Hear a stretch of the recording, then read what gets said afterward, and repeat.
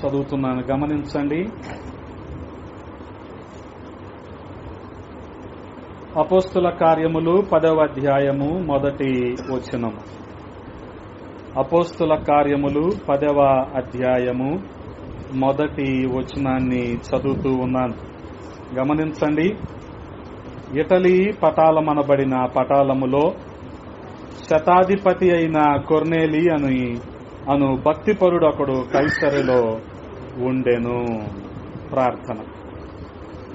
మమ్ములను అతి మిక్కిలిగా ప్రేమించిన మా ప్రియ పరలోకపు తండ్రి, ఈ సమయంలో మరొకసారి మీ పాద సన్నిధిలో మేము కూడి ఉండటానికి సహాయము చేశారు. వాసంతాంటి గారి గృహములో ఏర్పాటు చేయబడిన ఈ స్తుతి కూడికలో మీరు మాతో ఉండండి, మాతో మాట్లాడండి. మీరు ఏర్పాటు చేసిన లేఖనాలను బట్టి స్తుతిస్తూ ఉన్నాం. వాటిని మా వినికిడిలో దీవించండి. మా సమయాన్ని దీవెనకరంగా మార్చండి. నాకు మా అందరికీ కావలసిన ఆత్మీయమైన వర్తమానాన్ని మీరు వినిపింపజేయండి. పేరు పేరున విశేషముగా ప్రతి ఒక్కరితో మీరు మాట్లాడమని బతిమాలుకుంటూ ఉన్నాం. రాజా, మీ హస్తాలకు అప్పచెప్తూ ఉన్నాం. సమస్తాన్ని మీ స్వాధీనంలో ఉంచుకోనండి.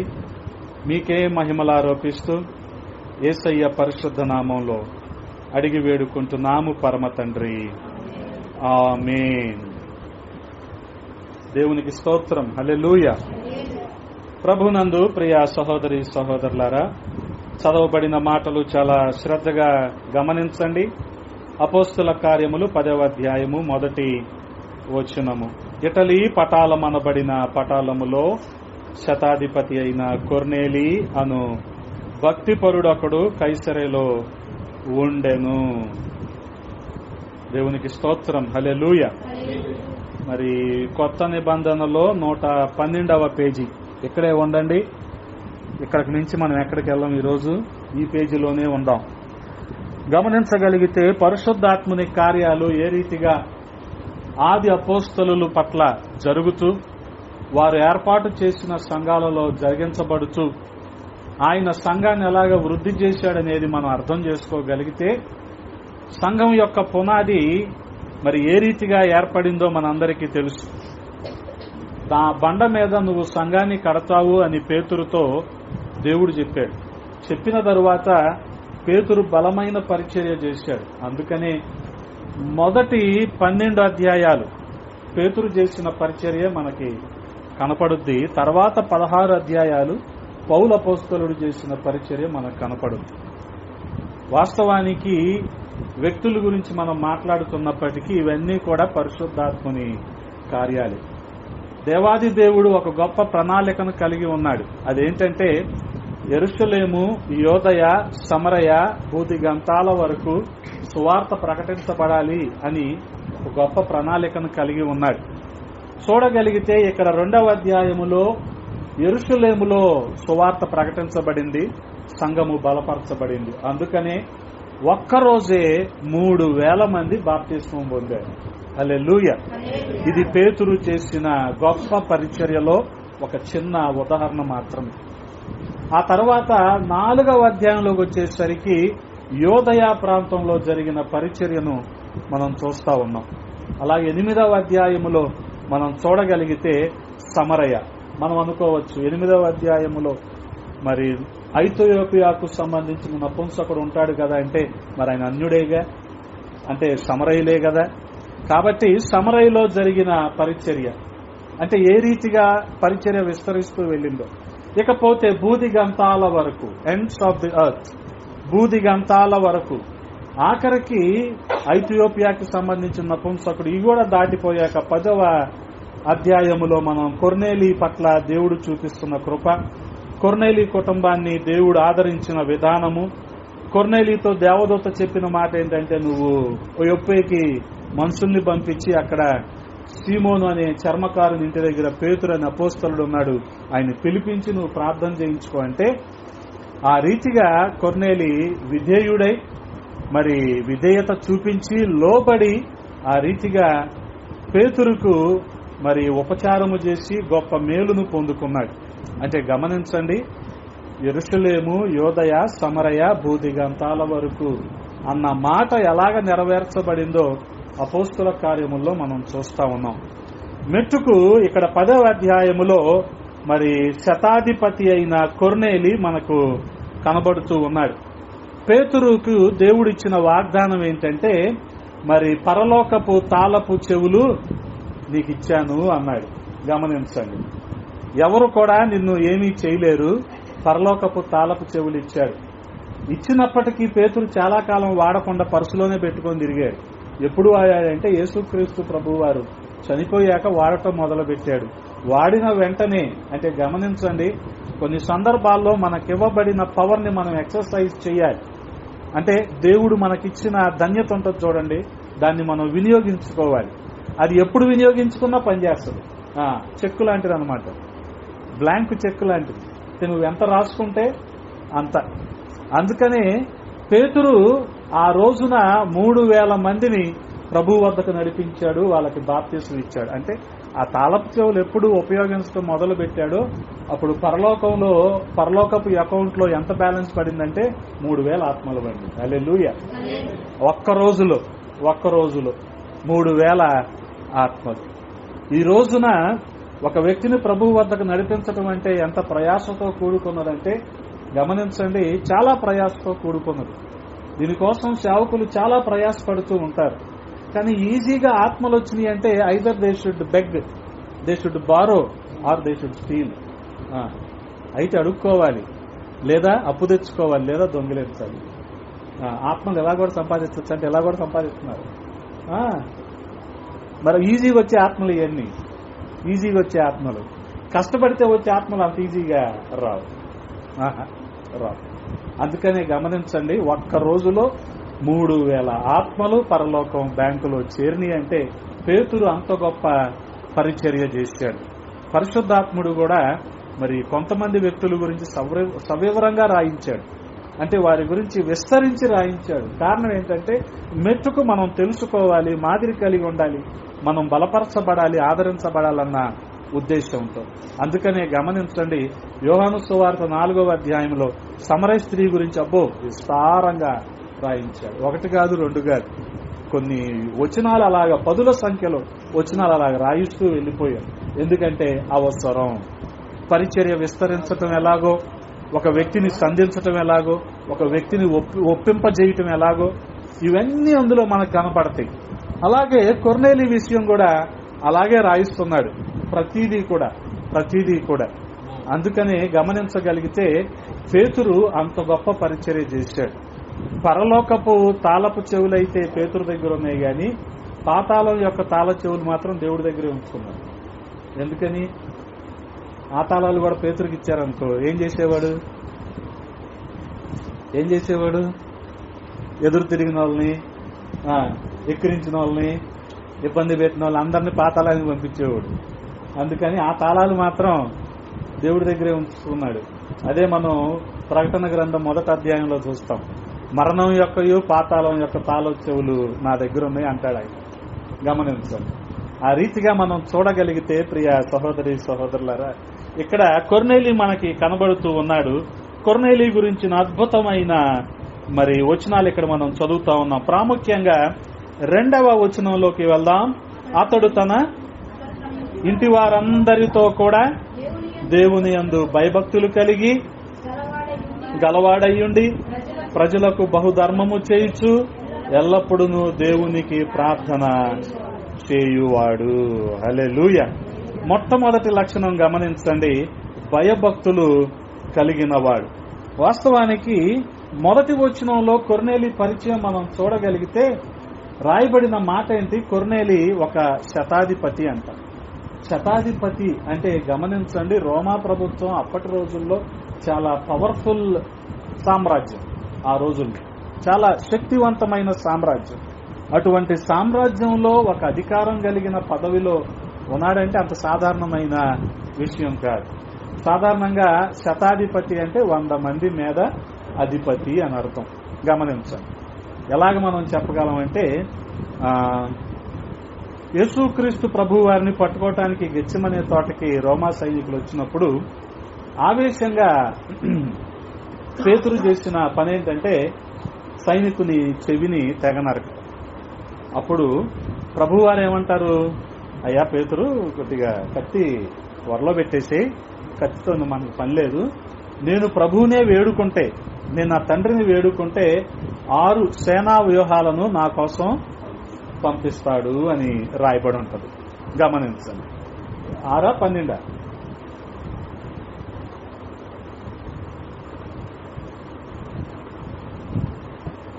12 సేనా వ్యూహాలను పంపిస్తాడని రాయబడి. సేన అంటే 6,000 మంది. కింద అక్కడ ఫుట్ నోట్ లో మనం చూస్తాం. సేన అంటే 6,000 మంది. 12 ఆరులు 72,000 మంది వస్తారంట ఆయన అడిగితే. కానీ అవసరం లేదు పేతురు అన్నాడు. అది అంటే సేన అంటే 6,000. ఈ దయ్యాలు పట్టి సమాధుల్లో తిరుగుతున్నవాడు ఉన్నాడు చూడండి, నీ పేరేంటంటే అతనేం చెప్పాడు, నా పేరు సేన అన్నాడు. వాళ్ళు ఒక దయ్యం లేదు, 1000 దయ్యాలు ఉన్నాయి వాళ్ళు. అందుకని ఆడు అన్న మాట ఏంటి, సేన.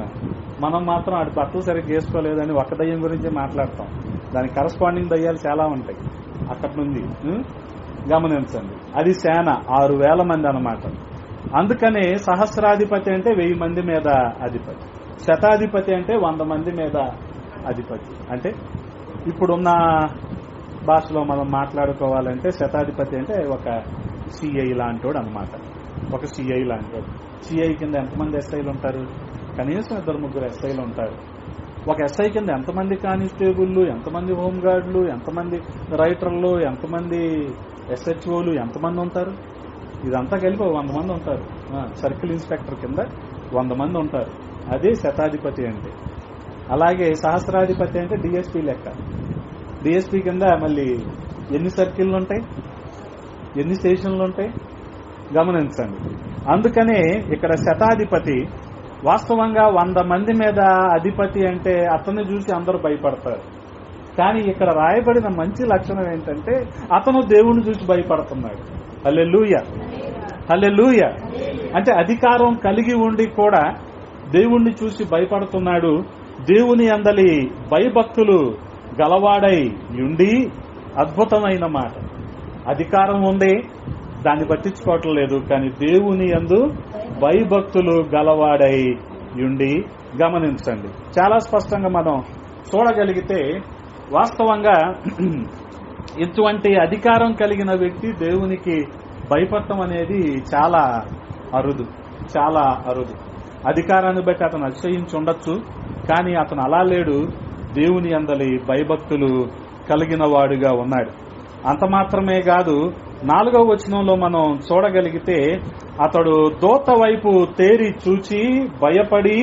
గమనించండి, భయభక్తులు కలిగిన వాడు, అలాగే దేవుని దూత అంటే కూడా భయపడుతున్నాడు. ఏమంటున్నాడు? ప్రభువా ఏమని అడిగాను. అందుకు దూత చెప్పిన మాట ఏంటి? నీ ప్రార్థనలను, నీ ధర్మకార్యములను నీ దేవుని సన్నిధికి జ్ఞాపకార్థముగా చేరినవి. ఇప్పుడు నీవు యొప్పేకు మనుషులను పంపి పేతురును మారు పేరు గల సీమోనును పిలిపించుము. అతడు సముద్రపు దరినున్న సీమోను అను ఒక చర్మకారుని ఇంట దిగి ఉన్నాడని అతనితో చెప్పాను. అతనితో మాటలాడిన దూత వెళ్లిన పిమ్మట అతడు చేసిన పనేంటి? తన ఇంటి పనివారిలో 2 తన యొద్ద ఎల్లప్పుడూ కనిపెట్టుకుని ఉండు వారిలో భక్తిపరుడు ఒక సైనికుని పిలిచి వారికి ఈ సంగతులన్నీ వివరించి వారిని యొప్పేకు పంపెను. హల్లెలూయా. గమనించండి, కేవలం భయభక్తులు కలిగిన వాడు మాత్రమే కాదు, దేవునికి లోబడేవాడు కూడా. దేవదూత చెప్తే తర్వాత చేయొచ్చుగా, కానీ దేవదూత వెళ్లిన వెంటనే మనుషుల్ని యొప్పేకు పంపాడు, పేతురుని పిలిపించుకున్నాడు. హల్లెలూయా. అందుకనే మనం గమనించగలిగితే భయభక్తులు అనేవి చాలా అవసరం ఈ రోజున విశ్వాసులకి. వాస్తవంగా భయం ఉంటే భక్తి లేని రోజులు, భక్తి ఉంటే భయం లేని రోజులు ఇవి కదా. భయము భక్తి 2 ఉన్నాయి అంటే వారు ఎంత ఆశీర్వదించబడతారో మన ఊహకు కూడా అందని విధంగా వారు ఆశీర్వదించబడతారు. గమనించండి, భయం ఉంది కాబట్టి దేవునికి విధేయత చూపించాడు అనుకోవచ్చు మనం. కానీ భక్తిపరుడు కాబట్టి ఏం చేస్తున్నాడు? ప్రజలందరికీ బహు ధర్మం చేస్తున్నాడు, ఎల్లప్పుడూ దేవునికి ప్రార్థన చేస్తున్నాడు. హల్లెలూయా. ఇవన్నీ ఎలా చేస్తున్నాడు? 2వ వచనం ప్రారంభంలో తన ఇంటి వారందరితో కూడా. గమనించండి, నేటి దినాల్లో మనకు కూడా భక్తి ఉంటుంది. భక్తి ఉంది కాబట్టి మనం మందిరానికి వస్తున్నాం, భయం లేదు కాబట్టి సమయానికి రాం.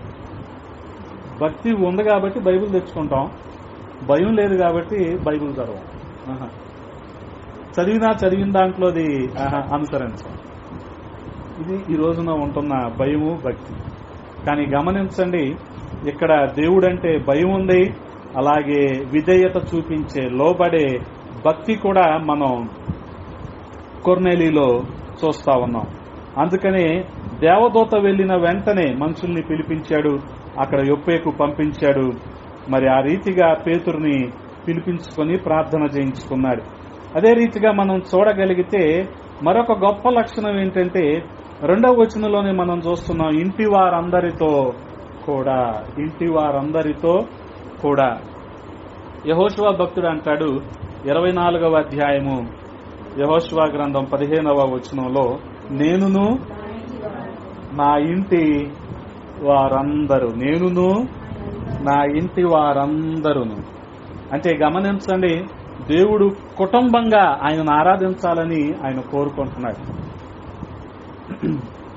నోవాహు పిలువబడినప్పుడు కూడా కుటుంబంగా పిలువబడ్డాడు. నోవాహు, తన భార్య, నోవాహు 3 కుమారులు, 3 కోడళ్ళు కూడా. ఆ రీతిగా కుటుంబంగా దేవుణ్ణి ఆరాధించినప్పుడు ఆ గృహములో దేవుడు గొప్ప అద్భుతాలను చేయటానికి ఆయన ఇష్టపడతా ఉన్నాడు. గమనించండి. అదే రీతిగా మనం చూడగలిగితే 16వ అధ్యాయంలోనే, ఇక్కడ 16వ అధ్యాయం 31వ వచనంలో ఒక మాటను చదువుతూ ఉన్నాను. ఆ అపోస్తల కార్యముల గ్రంథంలోనే, అందుకు వారు ఏమంటున్నారు, ప్రభువైన యేసునందు విశ్వాసముంచుమప్పుడు నీవును నీ ఇంటి వారందరూ. అది ముందు భయం భక్తి ఉందనుకోండి, తర్వాత లోబడే గుణం ఆటోమేటిక్ గా. లోబడ్డామనుకోండి వాక్యానికి, విశ్వాసం దాని అంతటా అదే వస్తుంది మనకి. అందుకనే నీవు నీ ఇంటి వారందరూ రక్షణ పొందాలి అంటే నువ్వేం చేయాలి? యేసుక్రీస్తు ప్రభువునందు విశ్వసించాలి. హల్లెలూయా. ఇక్కడ చెరసాల అధిపతి చాలా ప్రమాదంలోకి వెళ్ళిపోయాడు. వాస్తవంగా ఉద్యోగం పోయే పరిస్థితి. ఎందుకు? ఖైదీలందరూ తప్పించుకుపోయారేమోనని. కానీ పౌలు శీలలో చెప్పిన మాట ఏంటంటే, అయ్యా మేము ఎక్కడికి పోలేదు, కావాలంటే మళ్ళీ అటెండెన్స్ తీసుకో, అందరు ఇక్కడే ఉన్నారు, నీ ఉద్యోగానికి ఏ ప్రమాదం లేదు. నీవు నీ ఇంటివారు యేసుక్రీస్తు ప్రభువునందు విశ్వాసం ఉంచండి, అప్పుడు వాళ్ళందరూ కూడా రక్షించబడతారు. ఇక్కడ గమనించగలిగితే ఇంటి వారందరితో కూడా ప్రార్థన చేస్తున్నాడు, బహుధర్మం చేస్తున్నాడు, భయభక్తులు కలిగి ఉంటున్నాడు, భక్తిపరుడుగా ఉంటున్నాడు. కొర్నేలి అంటే ఎంత గొప్ప మాదిరి కలిగి ఉంటే ఆ రీతిగా కుటుంబాన్ని అంతటిని కూడా భక్తిలో నడిపిస్తూ ఉంటాడు. గమనించండి, దేవుని అందరి భయభక్తుల్లో నడిపిస్తూ ఉంటాడు. అందుకనే కుటుంబంగా ప్రభువుని మనం ఆరాధించటం అనేది ఆరంభించాలి. కుటుంబంగా ఆరాధించినప్పుడు ప్రభు ఖచ్చితంగా ఆ కుటుంబం పట్ల అత్యధికమైన మేళ్లను, ఆశీర్వాదాలను కుమ్మరిస్తాడు ఆయన. హల్లెలూయా. అందుకనే మనం చూడగలిగితే తర్వాత మరొక మంచి లక్షణం కూడా కనపడతా ఉంది. 4వ వచనంలో దేవదూత ఇస్తున్న సాక్ష్యం ఏంటో చూసారా? 4వ వచనంలో అందుకు దూత ఏమంటున్నాడు? నీ ప్రార్థనలను నీ ధర్మ కార్యములను దేవుని సన్నిధికి జ్ఞాపకార్థముగా చేరినవి. నీ ప్రార్థనలు నీ ధర్మ కార్యాలు దేవుని సన్నిధికి జ్ఞాపకార్థముగా చేరినవి. వాస్తవంగా చేసే ప్రతి ప్రార్థన దేవుడు ఆలకిస్తాడా అంటే యథార్థవంతుల ప్రార్థన దేవుడు ఆలకిస్తాడు. యథార్థతను బట్టి దేవుడు ప్రజలను దీవిస్తాడు. ఎందుకనంటే మనం లూకా సువార్త 7వ అధ్యాయంలో చూడగలిగితే పరిసయ్యుని ఇంట్లో యేసుక్రీస్తు ప్రభువు వారు భోంచేయటానికి వెళ్లారు. అలాగా భోంచేస్తూ ఉన్నప్పుడు మరి వెనకాల ఒక స్త్రీ ఎదురు చూస్తా ఉంది. వెనక వైపు నిలబడి ఆయన పాదాల దగ్గర ఎదురు చూస్తా ఉంది. ఆమెకి ఇవ్వబడిన పేరేంటంటే పాపాత్మురాలైన స్త్రీ. ఆ పాపాత్మురాలైన స్త్రీ చేసిన పనేంటంటే మరి ఏడ్చింది. ఆ కన్యలతో యేసుక్రీస్తు ప్రభువు వారి పాదాలను తడిపింది, తన తల వెంట్రుకలతో తుడిచింది, ఆఖరిగా అత్తరు కూడా పూసింది. గమనించండి, ఎంత పశ్చాత్తాపం ఉంటే కాళ్ళు కడుక్కుని అంత నీళ్ళు వస్తాయి. ఎంత యథార్థంగా తన తప్పుని, తన పాపాన్ని ఒప్పుకొని ఉంటే ఆమెకంత కన్నీరు వస్తుంది.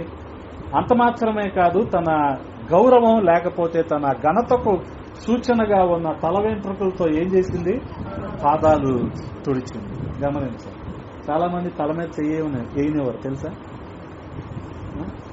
అభిషేకం పోద్దని తల మీద చేయనివారు. మరి మంగళోడు ప్రతి నెల కటింగ్ చేస్తాడుగా, పోయిందా అభిషేకం?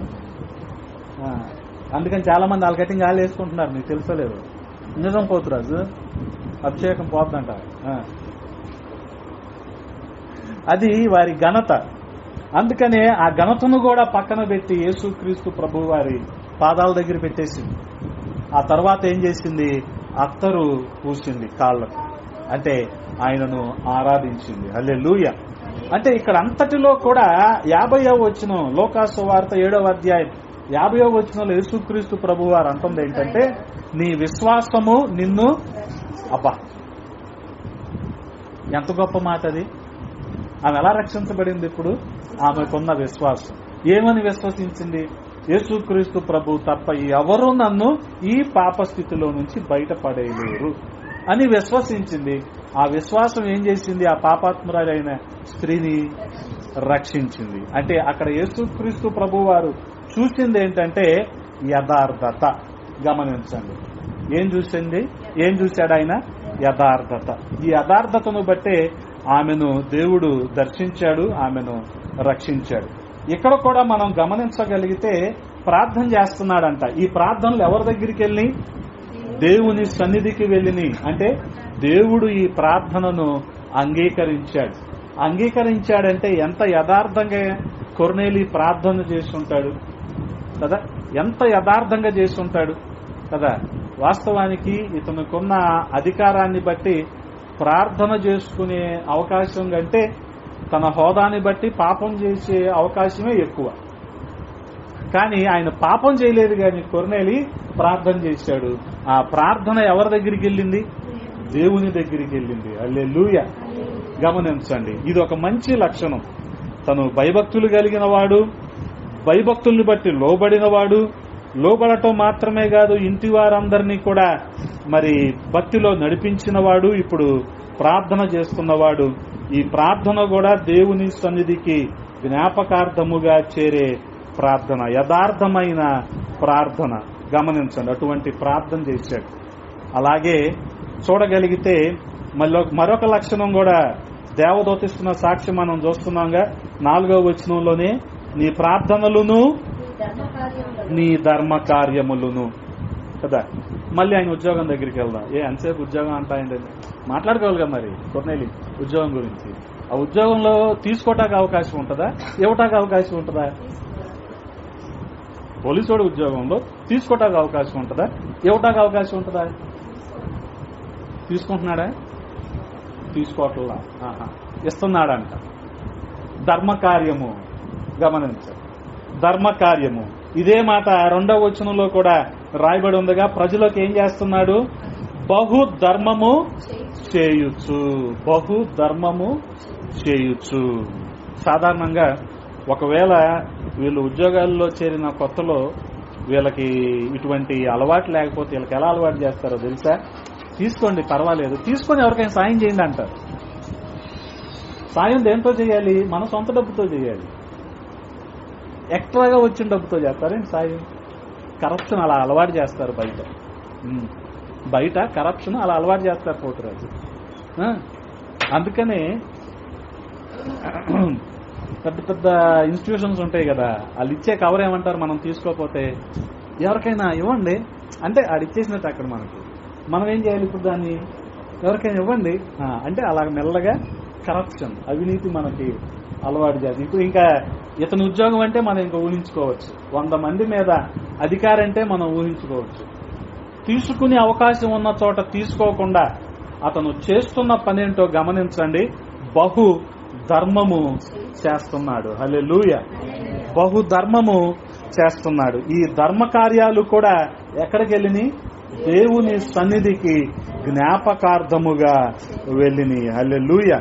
కాబట్టి మనం గమనించగలిగితే ప్రియ సహోదరి సహోదరులారా, ఈ కొర్నేలి జీవితాన్ని బట్టి ప్రతి విశ్వాసి కుటుంబం కూడా భయభక్తులు కలిగి ఉండాలి. కేవలం భయభక్తులు మాత్రమే కాదు, వాక్యానికి విధేయత చూపించే అనుభవం, వాక్యానికి లోబడే అనుభవం కూడా మనకి ఉండాలి. అంత మాత్రమే కాదు, మరి కుటుంబం అంతటితో ప్రభువుని ఆరాధించే అనుభవంలో కూడా మనం ఉండాలి. అందుకని రక్షించబడని భర్తల నిమిత్తం భార్య ప్రార్థన చేస్తూ ఉండాలి. రక్షించబడని పిల్లల నిమిత్తం తల్లిదండ్రులు ప్రార్థన చేస్తూ ఉండాలి. రక్షణ పొందని తల్లిదండ్రుల నిమిత్తము పిల్లలు ప్రార్థన చేయాలి. ఒక చిన్నపిల్ల ప్రార్థన చేసేదంట వాళ్ళ అమ్మ నాన్న వాళ్ళ చెల్లి గురించి. Bless my daddy, bless my mummy, bless my sister, we four and no more అందంట. అయిపోయింది. ఆమె మేము నలుగురమే, ఇంకేం లేవు. మమ్మల్ని అందరినీ నువ్వేం చేయాలి? యేసయ్యా దీవించాలి నువ్వు. సరే, చిన్నపిల్ల ప్రార్థన చేసింది అనుకో, మన ప్రార్థన అవసరతలు ఉంటాయి కదా, గమనించండి. అందుకనే దేవునితో ఎక్కువ సమయాన్ని మనం గడిపే కొద్దీ కొన్ని అద్భుతమైన అనుభవాలు గుండా దేవుడు మనల్ని తీసుకెళ్తాడు.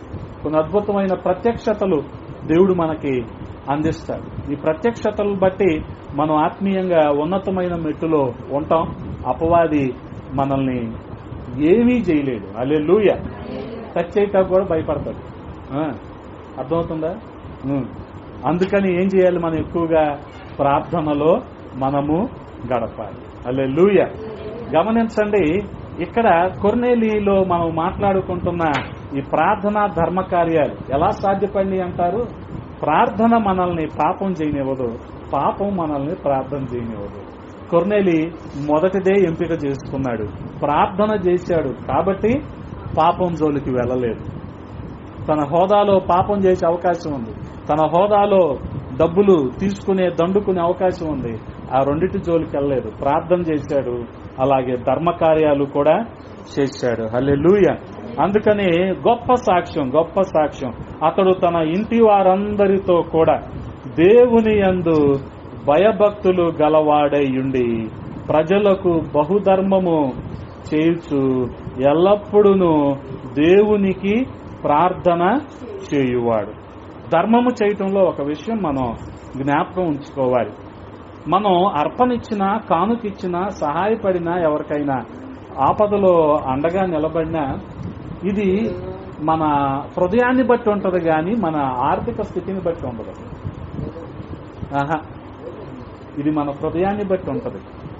ఇవ్వటం అనేది మన ఆర్థిక స్థితిని బట్టి ఉండదు. ఆమెకి ఎంత ఉందని 2 కాసులు ఇచ్చేసింది. మరి ఆ పేద విధవరాలు పెద్ద ఆర్థిక స్థితి కాదే ఆమెది.